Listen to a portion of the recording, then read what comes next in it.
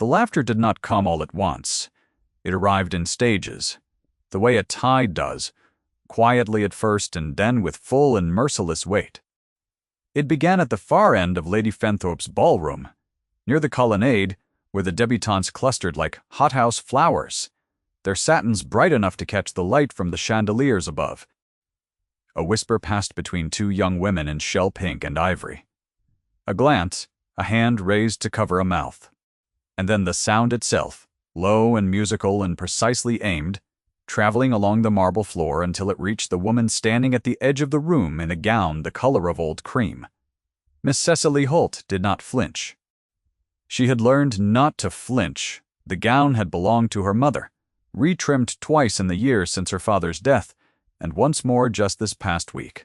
The lace at the cuffs turned and tacked so that the fraying would not show.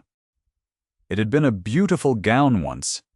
The silk still held its sheen where the candlelight touched it at certain angles, and Cecily had told herself, dressing that evening in the narrow room she shared with her cousin in her uncle's house in Kensington, that the sheen was enough, that no one would look too closely. They had looked. She stood now with her hands folded before her, her spine straight, her chin at exactly the angle her mother had once told her, conveyed composure without pride. The laughter at the colonnade was already moving on as laughter does, finding a new target or folding back into the general noise of the room. But the note of it stayed, inside her, in the place where she kept all the things she refused to let her face show. She had not been invited here precisely. She had come as a companion to her cousin Dorothea, who was doing very well this season, despite the modest circumstances of the family. Dorothea was 22, and fair and easy in any room. Cecily was 26 and had no season to speak of anymore. No fortune, no father, and a mother's gown retrimmed twice past the point of elegance. She knew what the room had decided about her before she had crossed its threshold. What she did not yet know was that one person in the room had decided something else entirely. The Duke of Ashmore had arrived at Lady Fenthorpe's assembly precisely because he had promised his sister he would, and he was a man who kept his promises at considerable personal cost. He did not enjoy assemblies. He did not enjoy the way conversations compressed themselves into compliment and negotiation the moment he entered a room. He did not enjoy the way young women arranged themselves near the doorways he passed through, or the way their mothers angled toward him like sunflowers tracking a light source. He was 35 years old, a widower of 3 years' standing, and he had made his peace with a life organized around duty rather than pleasure. He stood now at the western wall near the terrace doors, a glass of something he was not drinking in his hand, and he was watching the laughter travel. He had caught the source of it, a gown, a woman at the edge of the room who had not moved when the sound reached her, who had not colored or shifted her weight, or done any of the small things people do when a wound lands. She had simply remained, as if she had been there so long. The room had already forgotten she was a feature of it, and not a piece of furniture. He looked at her for a long moment. He set his glass on the tray of a passing footman and began to cross the room. If you have ever watched a stone dropped into still water, you will understand what happened next. The ripple began as a small thing. A head turning. A conversation, pausing at the edge of a syllable. By the time the Duke of Ashmore had crossed half the ballroom floor, the change preceded him like weather, a shift in air pressure that everyone in the room felt at once, though no one could quite explain what had altered. By the time he reached the edge of the room where she stood alone, the ballroom had very nearly gone quiet. He did not look at the colonnade. He did not look at the women in shell pink and ivory. He looked at her directly, as though there were no one else in the room worth looking at. "Miss Holt," he said, "I believe this set is mine." She had never met the Duke of Ashmore. She had no idea how he knew her name. She took his arm. Cecily had arrived in London 6 weeks prior to the evening of Lady Fenthorpe's assembly, having travelled by post-chaise from the village of Briarswood in Somerset, where she had spent the 4 years since her father's death keeping house for her mother, and the 2 years since her mother's death keeping herself. The house at Briarswood was entailed away from the female line, which was not unusual, and had passed to a male cousin who lived in Edinburgh and communicated his intentions solely through a solicitor. The solicitor's last letter, received 3 weeks before Cecily's departure, had informed her that the cousin intended to take possession of the property the following Michaelmas, and that she should make whatever arrangements she felt appropriate. She had made arrangements.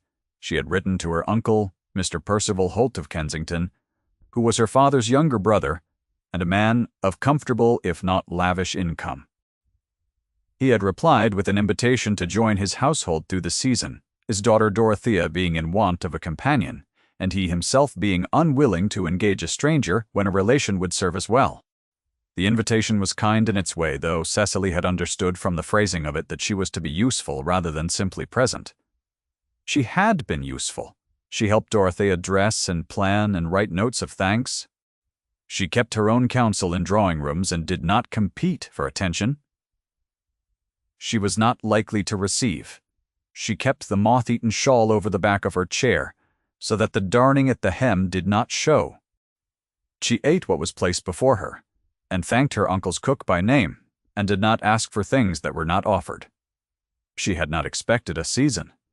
She had not expected a ball invitation. She had expected to survive this summer with grace, and then to find a position, a governess's post, or a companion's, somewhere that would keep her modestly comfortable and out of the debt she had narrowly managed to avoid thus far. Lady Fenthorpe's invitation had arrived in her uncle's name and Dorothea's, and Cecily's inclusion had been a matter of practicality. Dorothea required chaperoning. The household did not retain a woman adequate to the duty, and Cecily was present. It was, she had told herself, the last large assembly she was likely to attend. She had dressed with care, in-foot. She had retrimmed the gown. She had known within 3 minutes of entering the room that the gown was wrong, not ruined, not shameful. Simply, unmistakably, insufficient. The other women wore satins of the current season's cut, their bodices draped in fabrics that had not seen 2 winters. Cecily's gown was 4 years old at minimum, and showed it in the way that good things show their age, with a kind of honest transparency. She had hoped the candlelight would be kind. The candlelight had not been kind. To the room, by the time the evening was 20 minutes old, she was simply the woman in the old gown. Nothing more. The debutantes at the colonnade had settled the question with their laughter, and the room had accepted the verdict and moved on. What the room did not see, and what Cecily herself could not quite feel yet, was that the Duke of Ashmore had been watching her for 7 of those 20 minutes. He had seen her arrive. He had watched her find her footing in the room, quiet and unremarked, settling into the position of the woman who is attending someone else's evening rather than her own. He had noted the gown not as the debutantes noted it, as an error, but as a fact that told him something. A woman who came to an assembly in a gown that old did not come for display. She came out of obligation, or love, or necessity. None of those were shameful things. He had seen her face when the laughter traveled. He had seen exactly the effort it cost her to remain still. His own stillness, standing at the western wall, had the opposite quality of hers. Hers was defensive, the hard-won composure of a woman who had practiced not flinching. His was simply natural, the stillness of a man who had stood inside his own grief for 3 years and found that most of what other people called catastrophe was considerably smaller than the thing he had already survived. He had crossed the room because it was the correct thing to do. He told himself this. He took her hand for the first figure of the dance, and her fingers were cool inside her gloves, and she looked at him with an expression he could not quite name, something between wariness and the careful suspension of disbelief. "I have the advantage over you," she said when they were close enough to speak without being heard by the nearest cluster of guests. "You know my name, and I do not know yours." "I am Ashmore," he said. She looked at him steadily for 1 moment. "How did you know my name?" I asked. "Who told you?" "Lady Fenthorpe's housekeeper. She keeps the invitation book." Cecily was quiet for a moment, turning this over. It was a specific answer. Not flattering or evasive, simply exact. "Why did you ask?" she said. He considered the question. The musicians were drawing their bows across strings. the first notes of a Scottish reel rising into the warm air above them. "You looked like someone who was not going to be asked for the next half hour," he said. "And I needed the dance." It was not a compliment. It was simply true. That she found, she could accept. They danced. Around them, the room had resumed its noise, though with a particular quality of attention that both of them felt without acknowledging. Cecily was aware of eyes. She had been aware of eyes all evening, but they had been a different kind of eyes before. The kind that dismiss. These were the kind that recalibrate. She kept her gaze forward, her posture what it always was, and did not allow herself to wonder what the room was making of it. The Duke of Ashmore did not dance with women simply to be kind. This much she understood by the end of the first figure. He was not a man who made casual gestures. He was too deliberate for that. Too contained. Every movement he made on the floor was considered precise, without being stiff, graceful in the way of someone who has been well taught and has not forgotten. He did not speak during the figures, and she did not either, and the silence between them was not uncomfortable. It was after the dance, when he had returned her to the edge of the room, that he did the thing which broke everything open. He did not bow and withdraw. He turned, took 2 glasses from the tray of a passing footman, offered her one, and remained standing beside her. It was, in the mechanics of a London ballroom, a very small thing. It was in the social mathematics of that particular room on that particular evening. Something very different. The room understood it before Cecily did. A whisper moved through the guests near the colonnade. A different kind of whisper than before. Lady Aldwych, who had been watching the evening unfold from her position near the fireplace, with the focused interest of a woman who has attended 500 assemblies and learned to read a room the way a magistrate reads a deposition, said quietly to her companion, "Well, that is not nothing." Her companion, a younger woman named Miss Sophia Pembridge, whose mother had designed the evening to culminate in a waltz between herself and the Duke of Ashmore, said nothing at all, her fan stilled.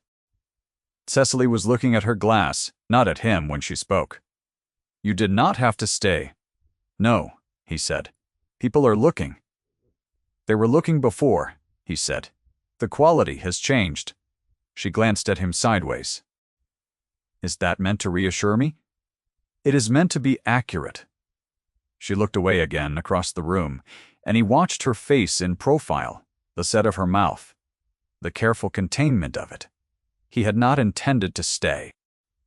He had crossed the room on an impulse he had not quite examined, and now he was here, and the room was making of it what it would, and he found that he did not particularly mind. "You dance well," he said. "My mother was particular about it." A pause. "She believed that whatever else one might lack, one ought always to know how to hold oneself in a room." He said nothing for a moment. Then, "She was right."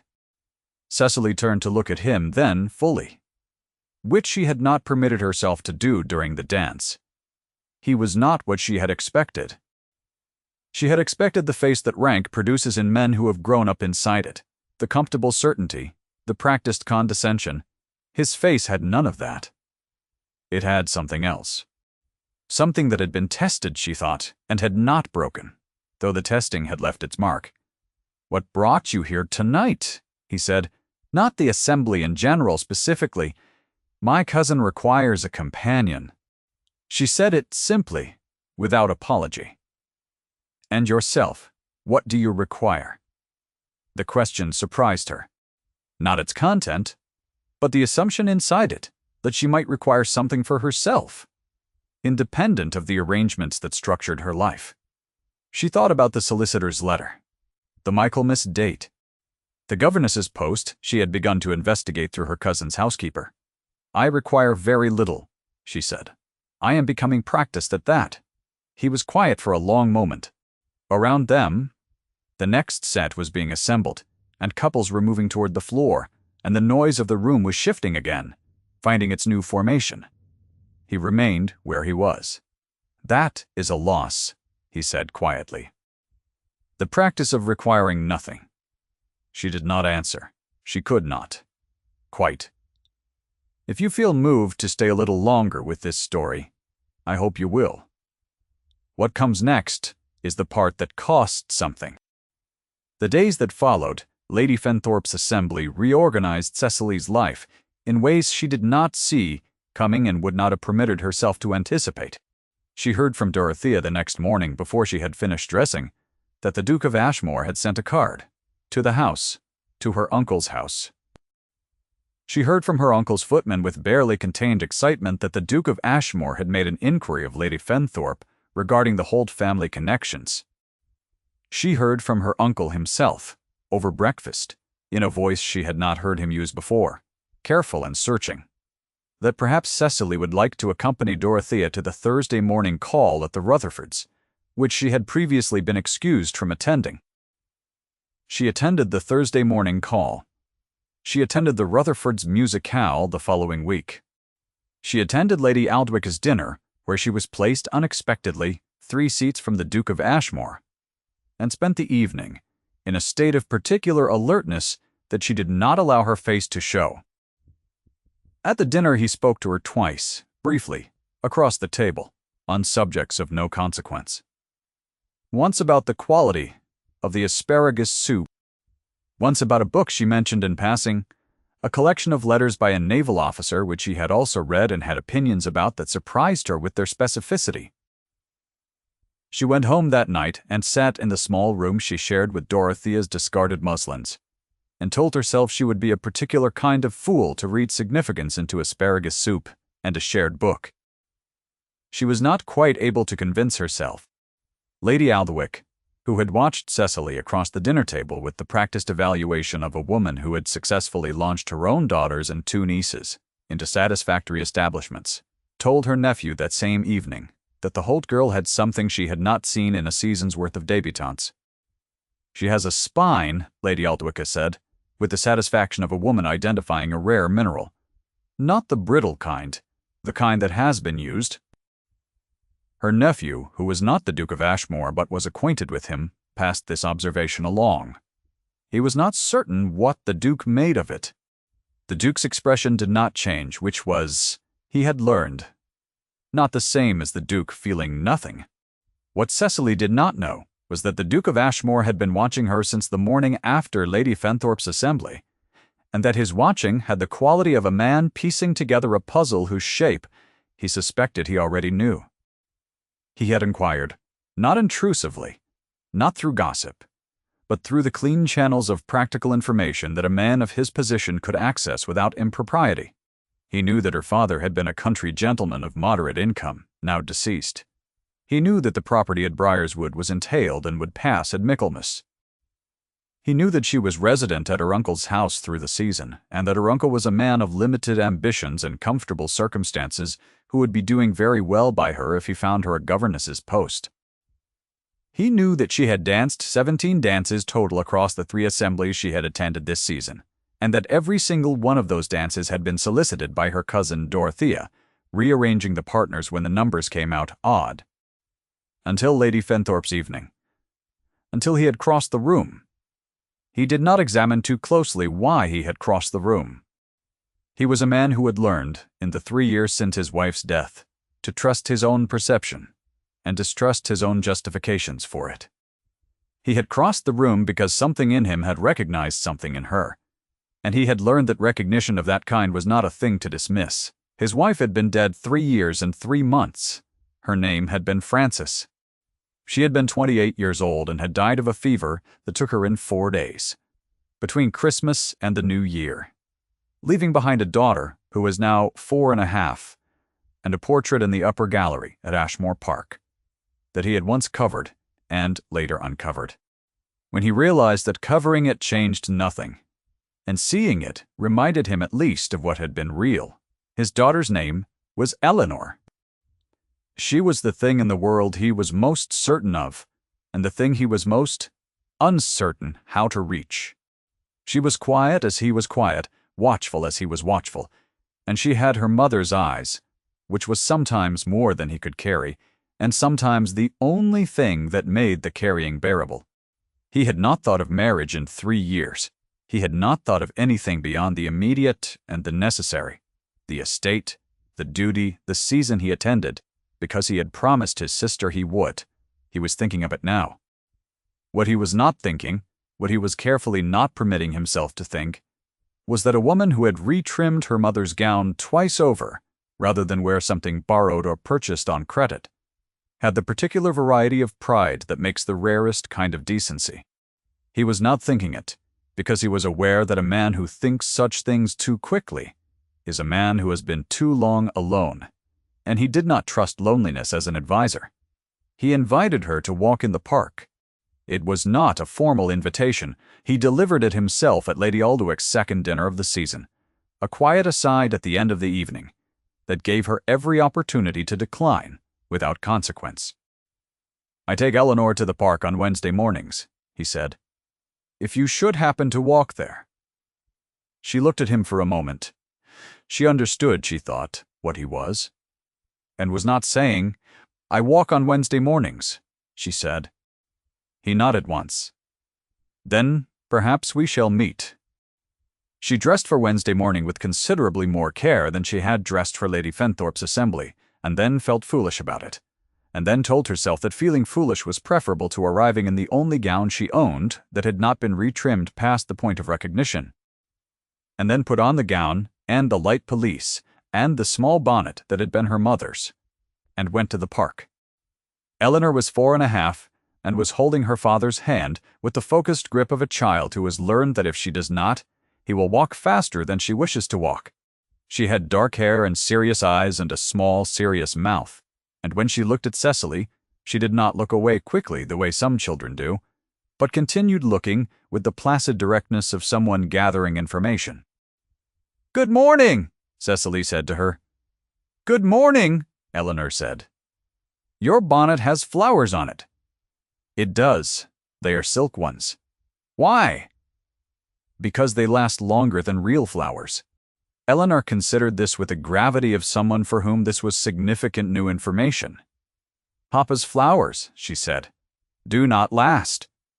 He puts them on Mama's grave, and then they die." But she said it without grief, simply as a fact, about the world. Cecily looked at the Duke of Ashmore over his daughter's head. His face was very still. "That is the nature of flowers," Cecily said to Eleanor. "They bloom, and then they give themselves away." Eleanor seemed to find this satisfactory. She released her father's hand and moved to look at something near the path's edge, a beetle or a pebble, with the sudden complete reorientation of a child who has settled one question and moved to the next. The Duke of Ashmore watched her for a moment, and Cecily watched the watching. "She talks about her mother directly," Cecily said quietly. "Yes," he said. "She always has. I have not discouraged it. That is not a small thing." He looked at her.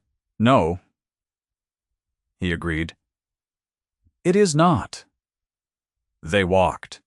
Eleanor ran ahead and returned, and ran ahead again, and the morning sun moved through the plane trees and set the dew burning off the grass in slow silver lines, and the park smelled of earth and early summer, and Cecily found that the silence between herself and the Duke of Ashmore had the same quality it had had on the dance floor at Lady Fenthorpe's.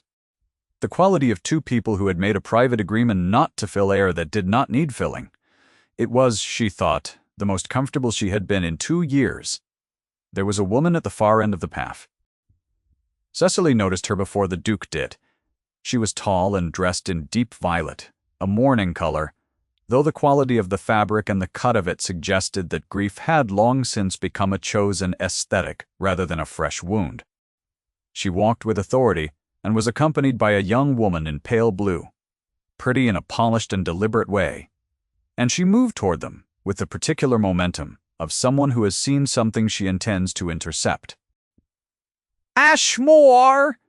said the woman in violet, and her voice was warm and precise, and carried the authority of long acquaintance.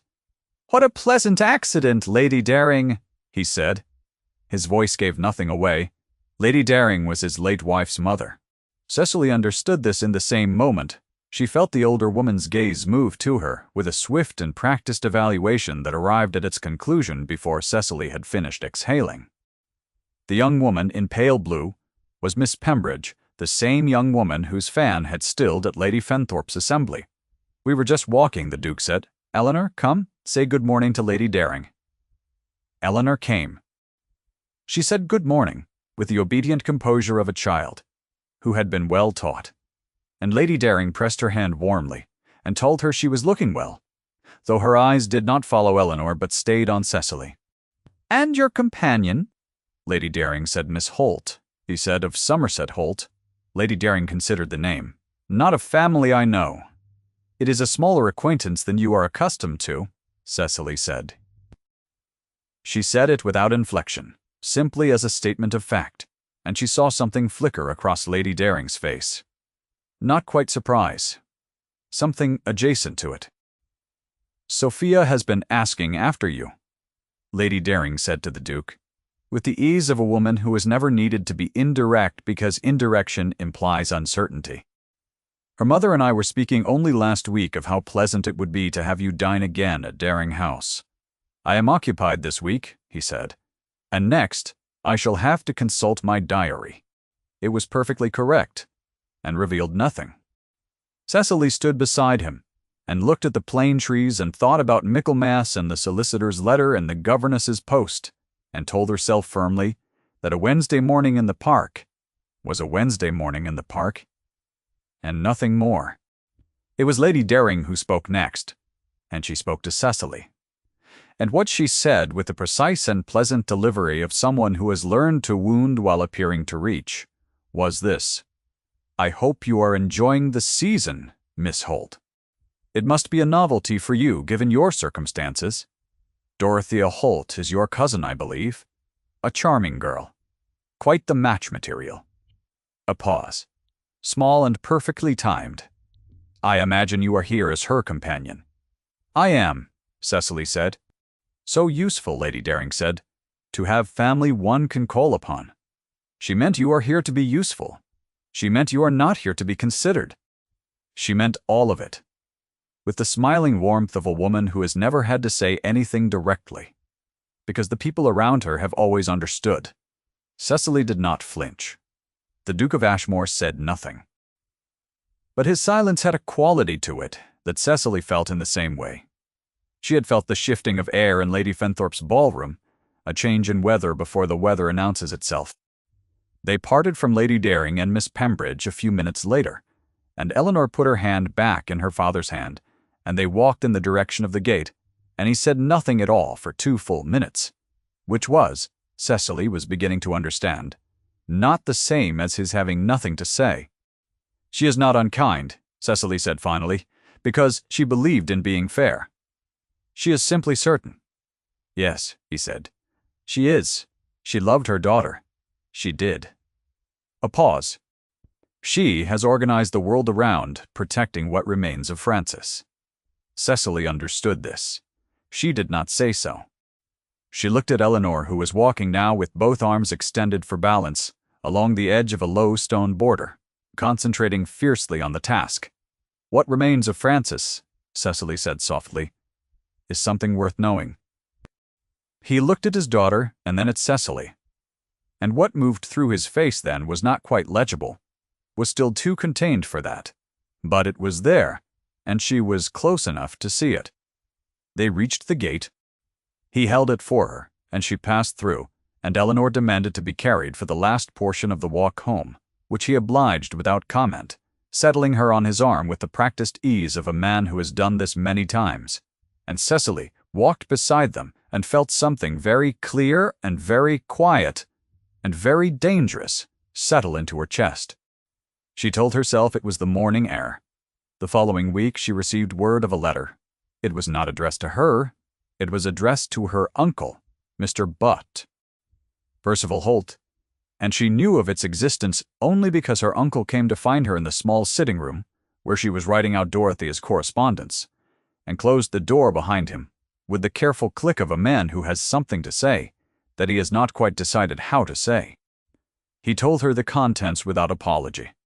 Lady Daring had written to him as a well-wisher and a family friend of many years' standing, and she had expressed, with all the grace of her station and manner, her concern that certain attentions being paid to Miss Cecily Holt by the Duke of Ashmore might give rise to expectations that would prove ultimately painful for Miss Holt, given the very considerable difference in their respective positions.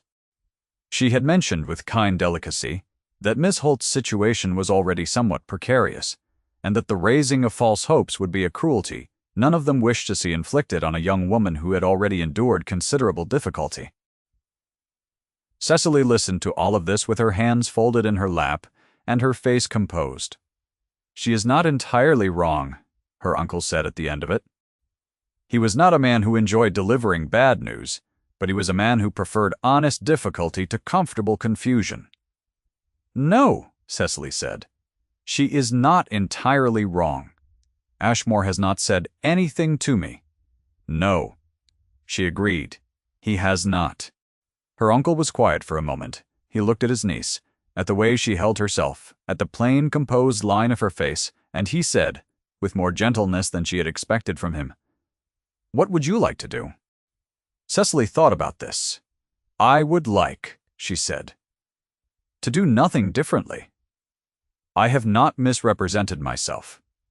I have not created an impression I did not intend. If people have constructed an expectation around my behavior that I did not invite, then the expectation belongs to them and not to me." Her uncle nodded slowly. "Lady Fenthorpe's second assembly is next Friday," he said. "There will be a great many people there." "Yes," she said. "I imagine there will be." What she did not say even to herself was that she was afraid. Not of the assembly, not of Lady Daring's calculations or the room's verdict. She was afraid because she had begun to feel something she had not expected to feel, and she had no practice at protecting herself from hope. She had excellent practice at protecting herself from disappointment. Hope was the thing she had not prepared for. She pressed that fear flat and folded it away and told herself she would attend Lady Fenthorpe's second assembly and conduct herself with grace and require nothing. By the evening of Lady Fenthorpe's second assembly, Lady Daring's methods had been quite efficient. Cecily knew this by the quality of the room when she arrived. Lady Fenthorpe's rooms were the same as they had been 3 weeks prior. The same chandeliers, the same orchestra, the same colonnade, where the debutantes gathered like cream rising in a pan. But the room itself was different now in the way that a room is different when something has been decided about you before you have crossed the threshold. She heard the word companion twice, from voices not quite lowered enough, before she had found a place to stand. She heard Holt of Somerset, said in the tone reserved for people who are present as an adjunct and not as a subject. She heard from a woman standing near the staircase who was speaking to another woman in dark green. "Poor thing, Lady Daring says she has nothing at all. No fortune. No family worth mentioning. One wonders what she imagined would come of it." That last one she caught in full, and she absorbed it in full, and she stood very still and breathed evenly, and reminded herself of her mother's instructions about the angle of the chin.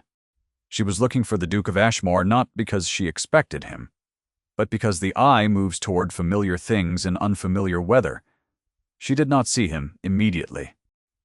She saw Lady Daring, near the fireplace, in her violet gown, with Miss Pembridge arranged beside her, and a small satisfied set to her expression that Cecily recognized as the expression of a woman whose letter has done its work.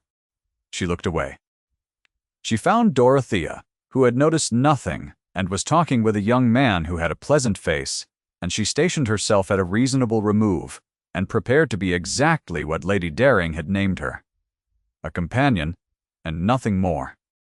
The Duke of Ashmore arrived at 20 minutes past 8. He came in from the terrace, which meant she did not see his entrance, only became aware of him when she turned, and he was already halfway across the room, moving with the particular directness of someone who has located his destination and has no interest in the intervening stops. He was coming toward her. She looked at him. He looked at her. He did not look at Lady Daring, who had stiffened near the fireplace. He did not look at Miss Pembridge, whose fan was already still. He did not look at the woman near the staircase who had been ungenerous, or the women at the colonnade who had laughed 3 weeks ago, or anyone else in the room who had collectively decided what Cecily was and was not. He crossed to her, and he stopped, and he said, in a voice that was perfectly level and perfectly clear, and exactly loud enough to carry to the nearest ring of people without appearing to intend it. "Miss Holt, I have been hoping you would be here this evening." Around them the room went very quiet. "Your Grace," she said. He reached into his coat and removed a small folded note. He held it out. She took it, and their gloved fingers touched for a moment at the transfer, and neither of them looked down at their hands. "I have been considering," he said, "a matter which I would like to discuss with you, at a time of your choosing. I thought it better to say so directly, rather than arrange the occasion through intermediaries." She looked at the note in her hand, and then at his face. He said, and his voice was lower now for her alone, "I was told this week that I am doing you a disservice by continuing to seek your company. I have thought about that claim carefully. I do not agree with it. But I believed you ought to know that it had been made." Lady Daring, 12 feet away, was very still. Cecily looked at the Duke of Ashmore. She thought about her mother's gown, and the solicitor's letter, and the Wednesday morning in the park, and Eleanor walking the stone border with her arms out, and the way his silence felt like the absence of pretense, rather than the absence of feeling. "I have also been thinking," she said quietly and clearly, "about a conversation we had at Lady Fenthorpe's first assembly, about the practice of requiring nothing. I have been reconsidering my position on the subject." Something moved in his face, very quiet, very contained, very definite. "I am glad," he said. He offered her his arm. She took it. He turned toward the floor, and behind them the room drew its first full breath in some time, and the sound of it was collective and audible, the sound of a verdict being revised in front of the people who had rendered it. Lady Daring, near the fireplace, said nothing. Her fan moved once, slowly, and then stilled. Miss Sophia Pembridge beside her said in a very small voice, "Oh," in the way of a young woman who has understood something she had not quite allowed herself to understand until this moment. The orchestra had begun a waltz. It was slow and ceremonial, as waltzes sometimes are when the players feel the particular quality of a room. He danced with her, and the room watched, and this time the watching was entirely different, and Cecily felt it not in the place where she kept the things she refused to let her face show, but in the place beneath that, the place she had not opened in 2 years. "Your note," she said, as they turned through the first figure. "Yes, I have not yet read it." "No," he said, "I did not expect you to." "Not here? What does it say?" He considered this. The warmth of the room was considerable, and the candlelight was moving in the draught from the terrace doors, and her hand was in his, and he had the sense of something very long and very patient, arriving at last at the place it had been moving toward. "It says," he said carefully, "that I have a daughter who is 4.5, and who asks questions I cannot always answer, and a house that has been quiet for 3 years, and that I have been watching you for 6 weeks with increasing clarity about what I am watching." She absorbed this. Her hands were steady. Her face was composed. Inside her chest, behind the composure, something was slowly opening, the way a room opens when a window is raised after a long cold season. And, he said, "that I would like, with your permission and your uncle's, to call on you. Not by accident, not in a park on Wednesday mornings, deliberately." She looked at him. Directly, fully, as she had looked at him that first evening, and she saw again what she had seen then, not the face rank produces in men who have grown up inside it, but the face of someone who has been tested, and has not broken, and has learned from the not breaking to see clearly. "You may call on me," she said. They danced to the end of the waltz, and the room let out another long, quiet breath, and Lady Daring moved toward the door with Miss Pembridge at her elbow, and behind them the assembly continued, with the particular warmth that gathers in rooms where something true has just occurred in front of witnesses. The note which Cecily read that evening in the narrow room she shared with Dorothea's discarded muslins was brief. It said, "She demonstrates it with every breath. I have only to be present to see it. I am asking to be permitted to continue." She folded it and held it for a long moment. Then she took out her own paper and began to write. It was not an acceptance. It was too soon for that, and she was not, despite everything, a woman who moved without deliberation. It was a letter that said she had received his note and had found it honest, and that she valued honesty above most things, and that she would be at home on Thursday afternoon if he wished to call. He called on Thursday. And the Thursday after, and the one after that. He brought Eleanor the third time at Cecily's request, and Eleanor sat in the small drawing room at her uncle's house and ate 2 small cakes with the serious, concentrated pleasure of a child who has been told she may have 2 and has decided that 2 is exactly right. She told Cecily that her father had been speaking about her at home. What did he say? Cecily asked. Eleanor considered the question with the gravity she brought to all questions. He said, she reported, that you remind him of a particular kind of person. He said, the kind of person who knows what matters. She paused, apparently uncertain whether this was everything. And he said, you have very good posture. Cecily looked at the Duke of Ashmore. He was looking out the window with the expression of a man who is choosing not to acknowledge what his daughter has just said.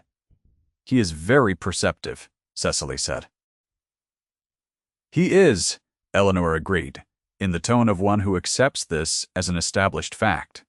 She reached across the small table and put her hand briefly on top of Cecily's just for a moment, the simple, confiding touch of a child who has decided, and then withdrew it and returned to her second cake with complete composure.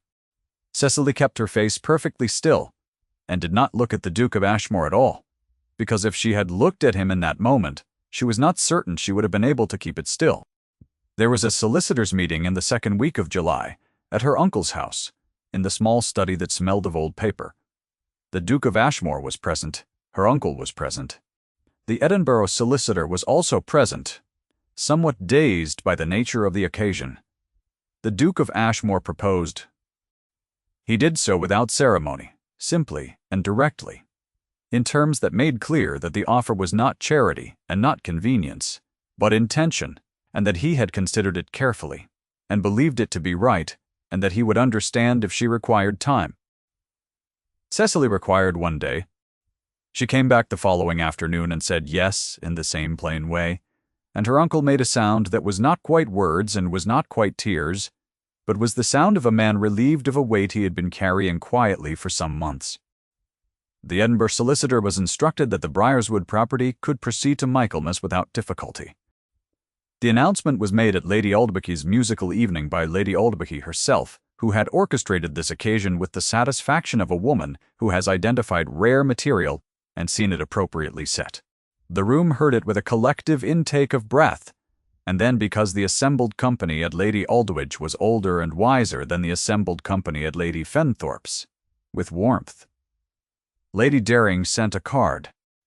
It was correct and brief, and said nothing beyond the formally required, and it lay on the table in her uncle's hall with the small dignity of a document that has accepted a defeat it did not expect.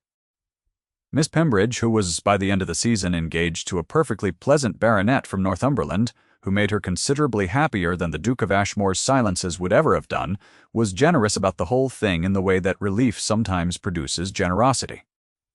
She told her mother that there had always been something about the Holt girl, something one noticed without quite knowing why.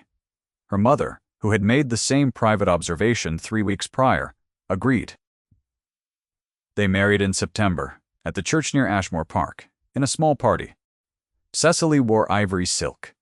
New made, the first entirely new garment she had owned in 4 years. And she stood at the altar and felt the weight of it, the silk, and the light, and the room, and the man beside her, in a way that had nothing to do with the fabric. Eleanor wore pale yellow, which she informed anyone who would listen was her own choice. She sat in the front pew with great composure through the ceremony, and then when it was over she walked directly to Cecily and took her hand without asking, the total assurance of someone who has already decided. They came home to Ashmore Park in the late afternoon, when the September light was long and golden, and the plane trees at the edge of the drive were just beginning to turn. The house was larger than Cecily had imagined, and older.